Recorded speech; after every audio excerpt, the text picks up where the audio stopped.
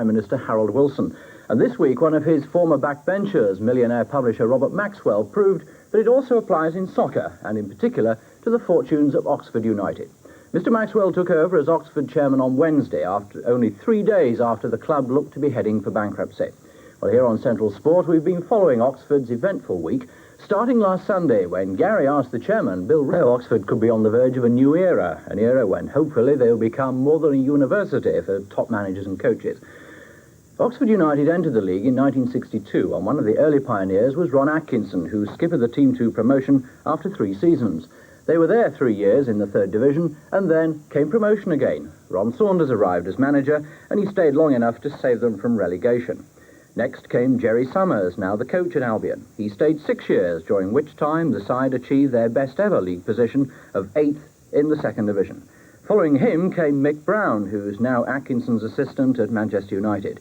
He was forced to make massive cuts when the club was relegated for the first time in its history.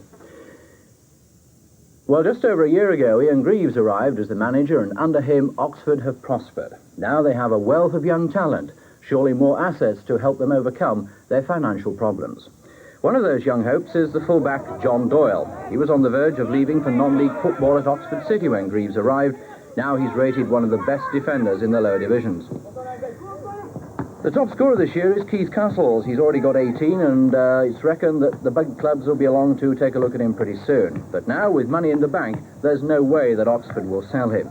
The other player's 18-year-old Andy Thomas, described by Greaves as a main road man. He goes straight for goal every time, and though he's got a lot to learn, he's scored 10 goals already. So what a difference a week has made. Let's leave the final word then to Ian Greaves. What does he think of his new chairman? Looks quite a character to me, and I think him and I could sort 1 or 2 things out between us, yes, definitely. Do you think Oxford does want a football team? Well, this will be proved over the next 6 months, I hope. With the injection of a chap like this, who's obviously knows what he's about. I'd like to think I know what I'm about when it comes to football. I'm sure he knows what it's about when it's... What a good mixture. You know, he'll let me do my job, and I certainly won't get involved in his finance. I think I'd make a mess of that. So, you know, what's the problem?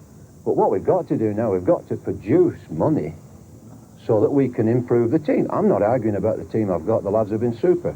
But if we get 2 or 3 injuries in this club, we're in a hell of a mess to win 3rd divisions, if you like. Finally, I don't want to put the dampers on things, but do you worry that this is a stay of execution? Well, I think I've learned, I got this colour of this hair through worrying in my early days of management. I don't worry anymore, but I do concern myself. And I hope it's not just a stay of execution.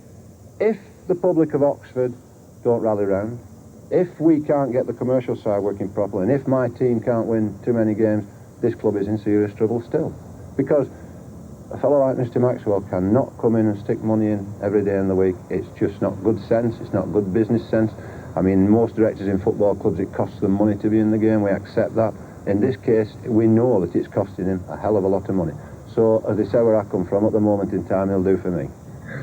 If it's anything like his business ventures, he'll do for Oxford. It will be intriguing to watch Oxford's progress in 1982, but he'll Almost got a walk.